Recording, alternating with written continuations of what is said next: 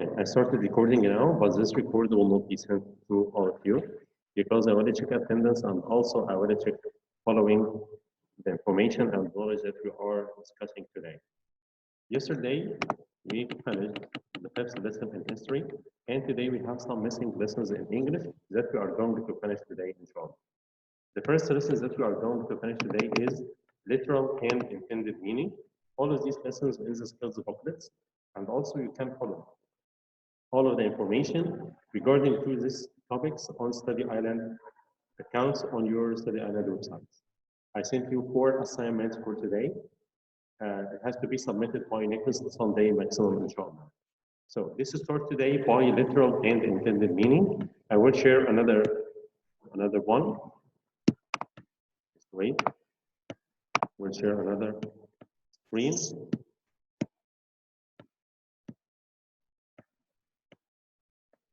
one, yes.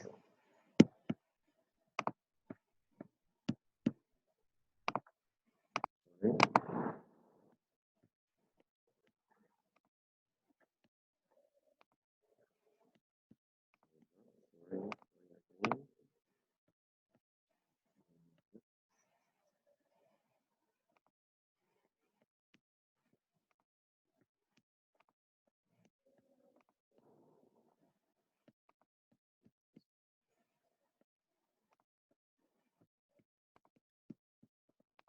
Okay, so now in your skills booklet A, we have a lesson which is literal and intended meaning, a reading section. The first one in literal and intended meaning is that we have in reading and also in writing, we have some expressions that have another meaning or have intended meaning. In reading and also in piece of writing, in any piece of writing, you can know what are the facial expressions of the writer, of the author.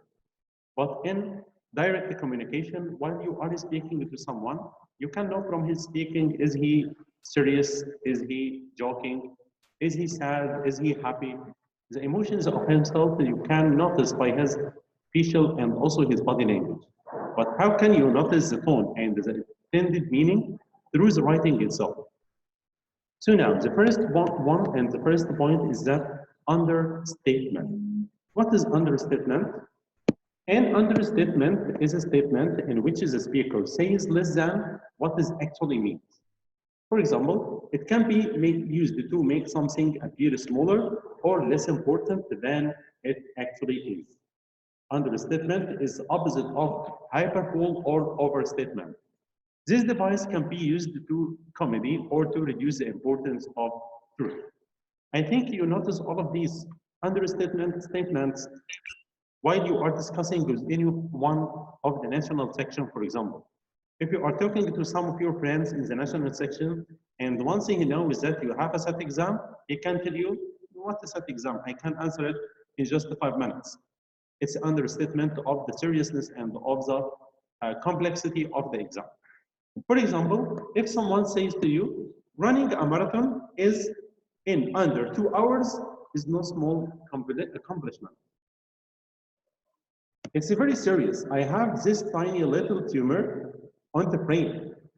For catcher, the Roy Boy J.D. Sliner, a hurricane is a windstorm. Is a hurricane is a windstorm? He's trying to minimize the importance of the hurricane, and he described it as a windstorm. The same as if someone told you that, what an easy set exam. I can solve this set exam in just 15 minutes. And also you have only English and math. It's very easy. He doesn't know how complex and how hard the exam is. That's called understatement. Is it clear enough? Is it clear, guys? Hi. Okay, so now we have a question here for all of you. What examples of understatement?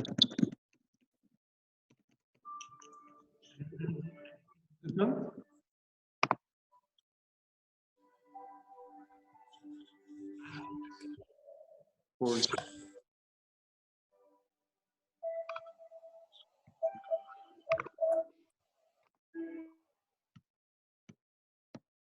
Yeah. Who can give example for understatement?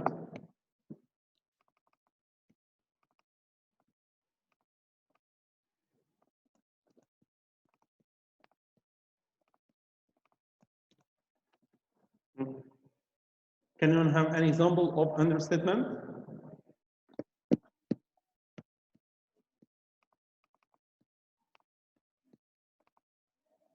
For example,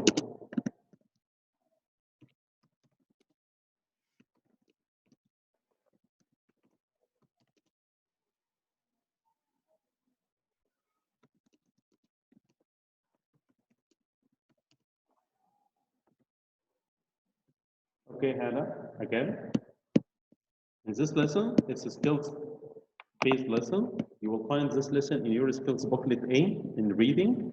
We have a lesson, it's called literal and intended meaning, which means when you are talking to someone, you can notice from his expressions that he is sad, he is happy, he is serious, or he is joking, right?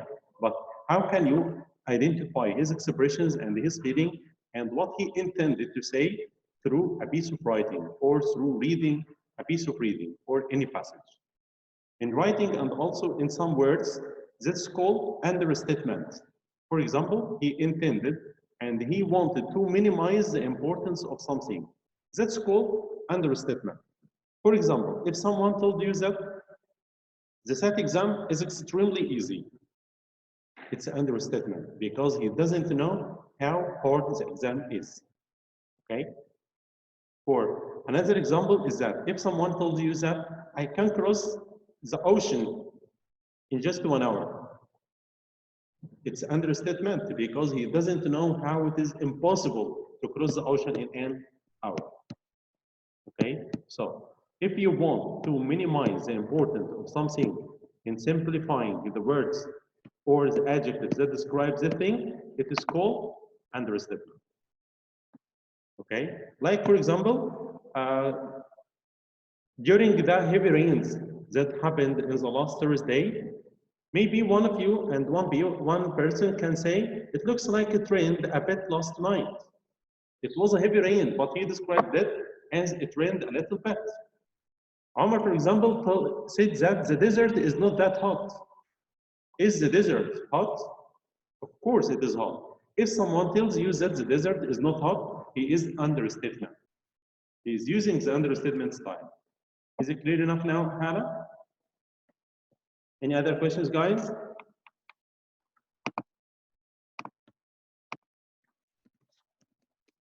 Clear enough now?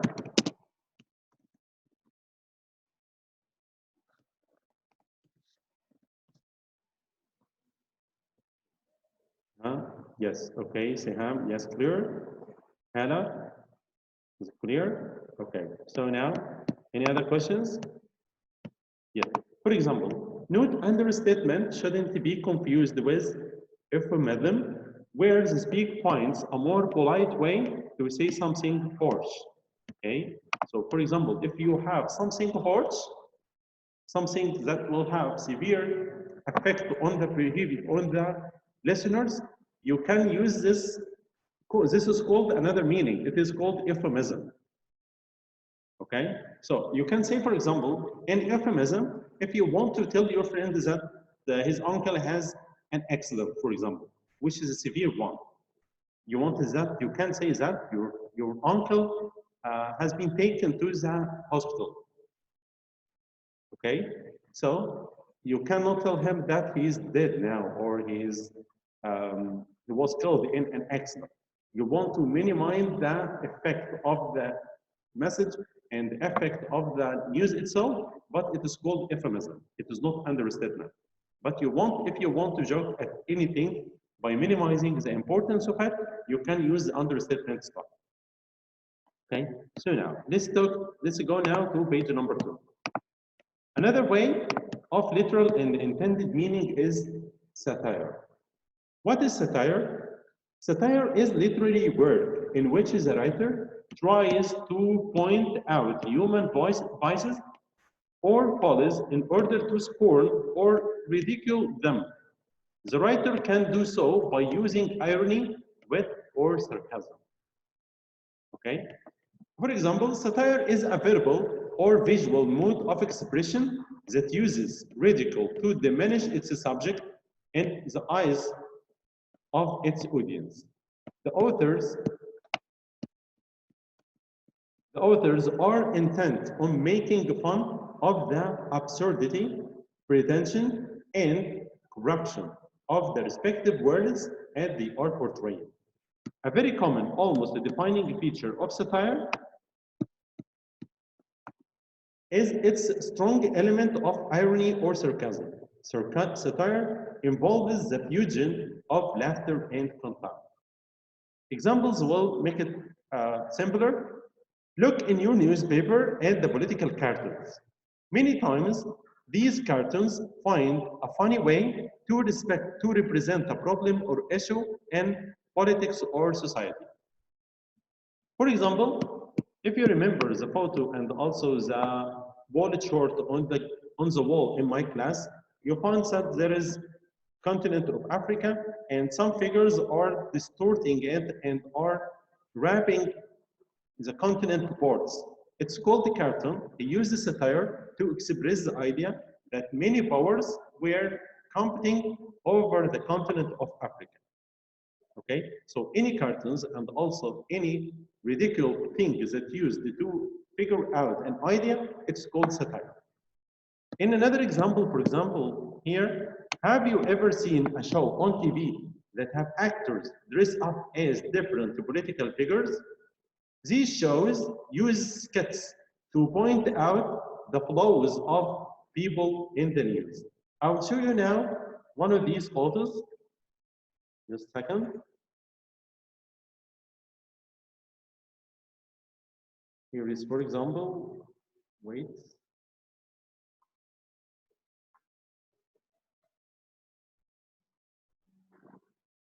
Yeah.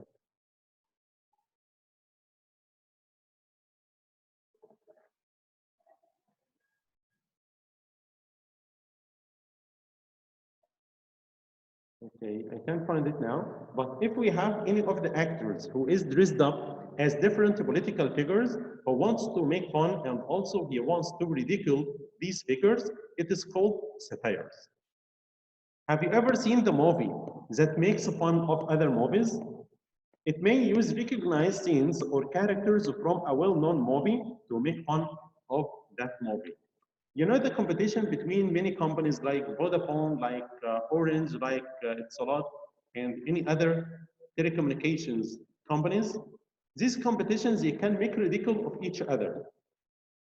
That's called satire, for example. Is it clear now? Okay, is it clear now for satire?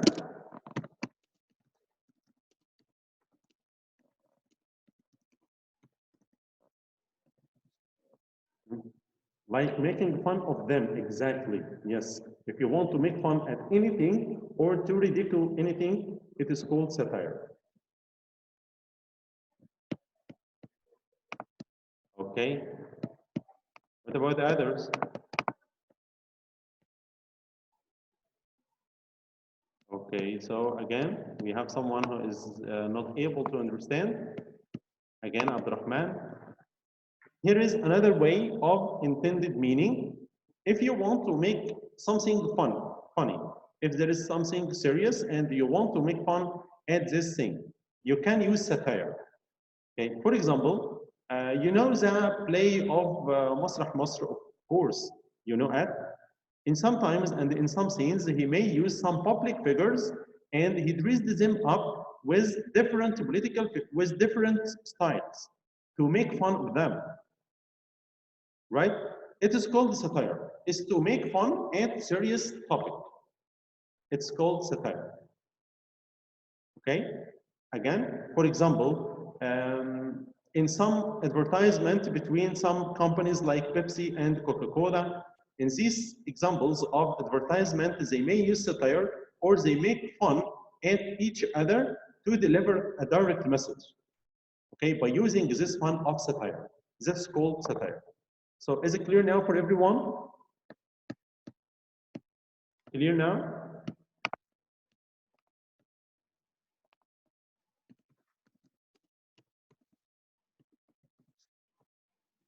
Okay. So now, to the third step and also to the third point is that,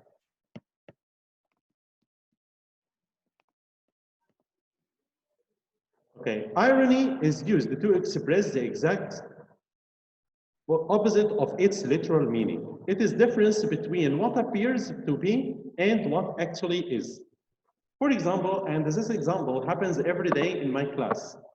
For Abdul Latif, Abdul Rahman, and Omar. Once they come late to my class, I told them how early you come. It is called irony because I meant the opposite of what they had done. Okay, they came late, but I told them you came early today. How dare? Right? It's called irony. Now, I said they came early, but I intended and I meant that they came too late. That's called irony. I think this example is very clear for everyone every day. So now, there are three main types of irony: situational irony, dramatic irony, and verbal irony. Okay, so now, what is situational irony? Occurs when a reader or character expected one thing to happen, but something entirely different happens. In other words, it is when something unexpected or inappropriate happens. Writers use situational irony to make their stories interesting or humorous, and sometimes to force their readers to think about their own thoughts and values. For example, situational irony would occur of a cunning and lawful police officer fails to catch reckless and lawful thief. This is unexpected because in most works of film and literature, good is supposed to conquer evil. The police officer should be able to catch the thief because he is smart and the good whereas the thief is foolish and rotten. Okay? You know Tom and Jerry? In Tom and Jerry, it's a situational irony because in most cases, Tom must catch the rat and must catch the mice of Jerry. But in every case, in Tom and Jerry, he wants to make irony of the situational situation in this cartoon movie by making that Jerry is at all time deceiving Tom and also he make fun of him. That's called situational irony. Is it clear now? The second type of irony is dramatic irony. What is dramatic irony is that the contrast between what a character thinks to be true and what the reader knows to be true. It occurs when the meaning intended by characters' words or actions is opposite of the true situation. The character cannot see or understand the contrast, but the audience or reader can. We have an example here. In Shakespeare's play Othello, Othello mistakenly believed that Iago is telling him the truth when he says that Othello's wife has been unfaithful. Othello calls him honest Iago. This is an occurrence, dramatic irony. Okay, so we have this example at most movies and at most plays that we read every day and every time. That, for example, if someone is deceiving another person or another character in a movie or in a play, by this bad words and by this mistaken beliefs, he can tell him and he can describe this person as an honest man. It's a dramatic irony. If it is in a play or in a story or in a movie, it is called dramatic irony. It is the opposite of what the character really is. And what I said about the example about the guys who come late every day to my class, it's called verbal irony. Verbal irony is when someone says one thing but means something different. This type of irony is very similar to sarcasm. Are you doing any fun tomorrow, Carol? Nothing except getting my wisdom teeth pulled out. It's with a fake smile. It is exactly what the opposite of what she means. Carol's remark here is an example of verbal irony. She doesn't really think getting her wisdom teeth pulled out is fun. Her intended meaning is the exact opposite of what she is saying. Okay, so for example, if I ask any one of you, what do you have tomorrow? You can tell me that we have an exam, by the way. It is both irony and understatement, okay? Because you minimize the importance of exam and you are making irony of that is nothing important to do tomorrow by using what is the opposite of what you said. Okay, you intended it's very important, but you want to minimize its importance. Okay, so now in literal and intended meaning, we discussed today three main topics. The first one was understatement, second one was satire, the third one was irony. And in irony, we have three different points in the irony. We have situational irony, and also dramatic irony, and the verbal irony. Is it clear enough now? Guys, hello?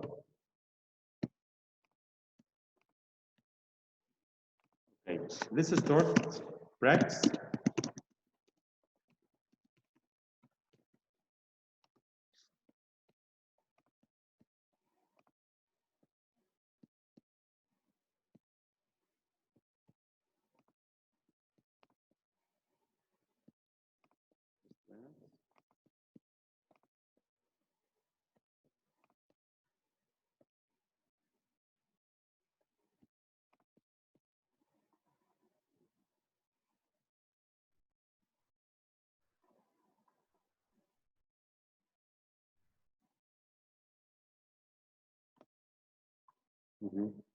We'll start the practice session now.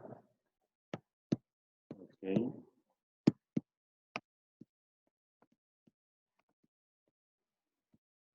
There's a question here.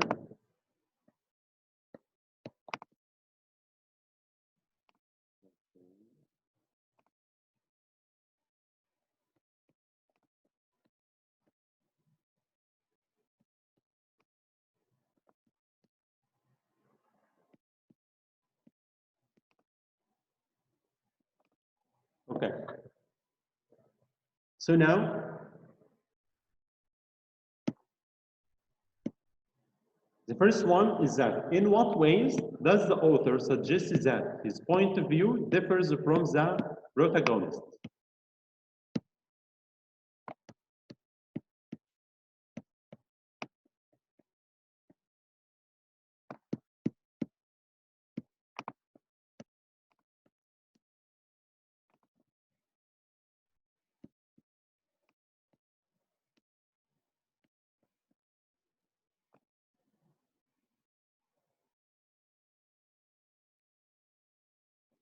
Okay, if we read it, I will read it in loud.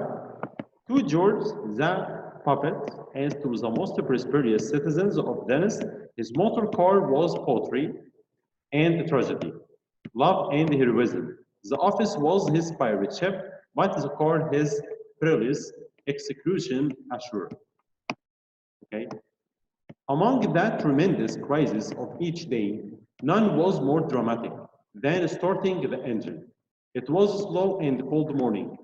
There was the long, anxious wear of the starter, and sometimes he had to tap either into the cocks of the cylinders, which was so very interesting that at lunch he would chronicle it drop by drop and orally calculate how much each drop had cost him. This morning he was darkly prepared to find something wrong, and he felt pitiless when the mixture exploded sweet and strong, and the car didn't have brushed the door. Junk, gouge, and splintery with many bruising by fenders as he backed out the garage. He was confused. He shot morning to Sam, the pro, with more cordiality than he had in time. Okay, so now if you have any answers, guys.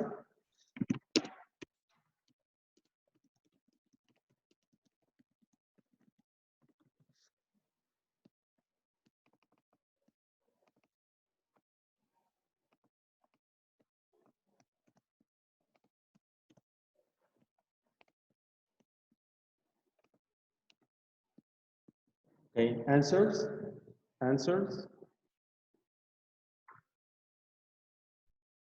We will answer only 3 questions because we have another assignment on study island on this topic.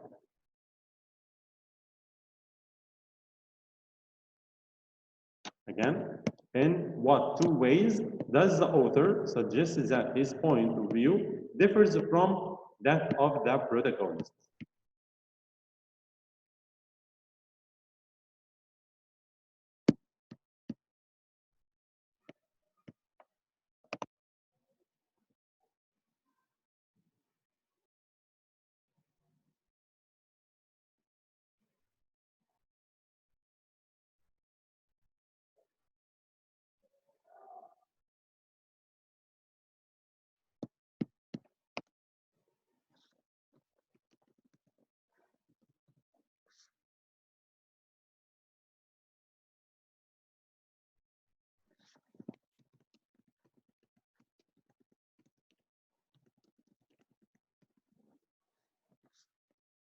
Okay, first and the fourth.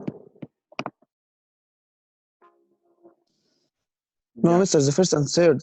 Oh, Yes, it's the first and third. Okay, so next question is that it's extremely easy. In this poem, what is the effect of describing the boy as ordinary and simple? Hmm,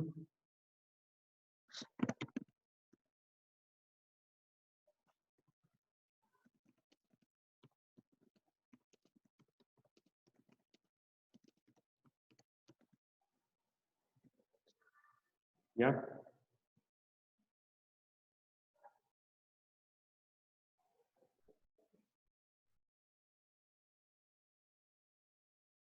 Hmm. Okay, we have two, D,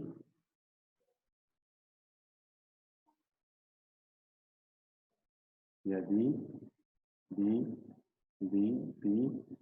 Okay, so we have 3D and 3P. So let's check first D. I go with D. it's B. B,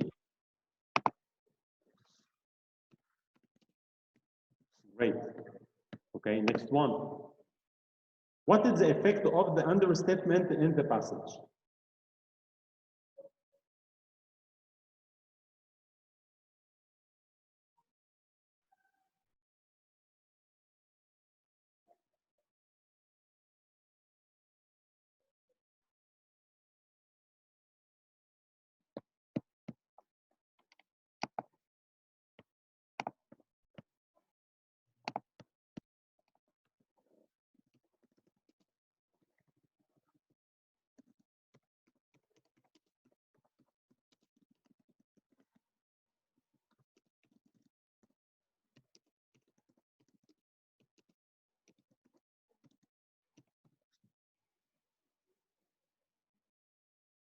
Okay.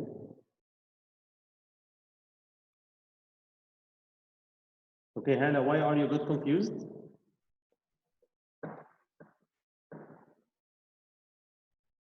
We have 3 types of intended meaning.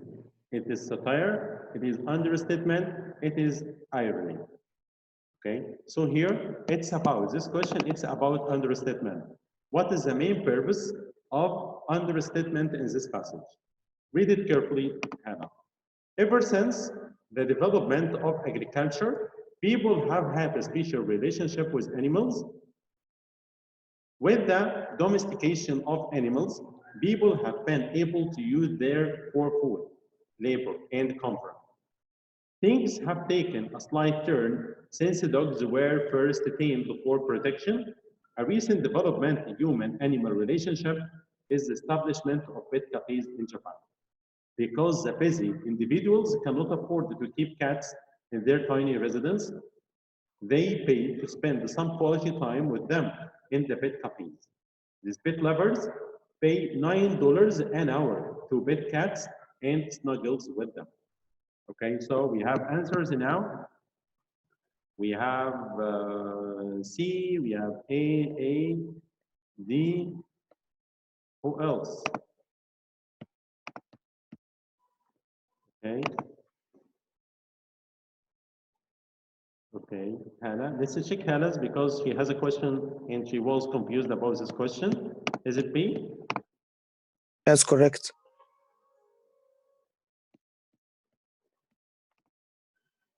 Okay, so now, which sentence from the story is an example of irony? It's extremely easy. We have three types of irony: situational, dramatic, and verbal irony. It will be the last question in this lesson. So, Mister, I should search for the verbal irony or what? Whatever. It may have situational irony or verbal irony. Uh,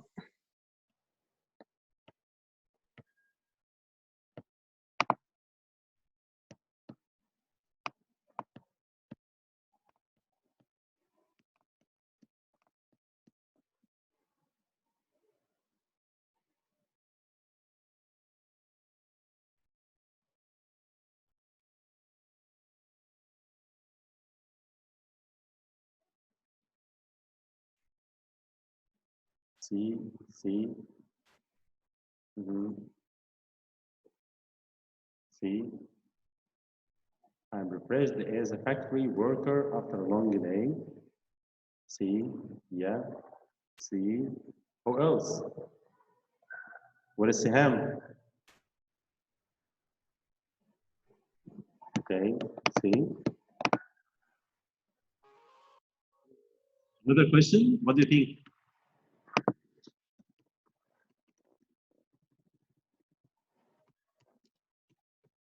One more question?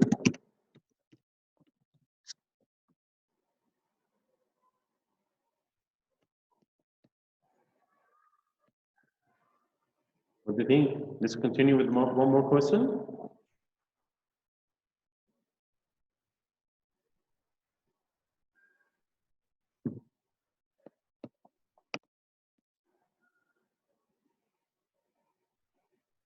Okay. Okay, is this enough? So, in this study guide, so now we can mark this one is done. Still, we have two other lessons. It's about evaluating argument and transition. We can finish both of them tomorrow, inshallah. Okay, so now, thank you for your time. If you have any questions again, you can send me on Jupiter. And also, I promise to answer all of your questions on an hourly basis because I check my inbox on Jupiter and also on my email account on an hourly basis. If you have anything you want for clarification, don't hesitate to call me. Thank you guys for your time. Have a nice time and take care.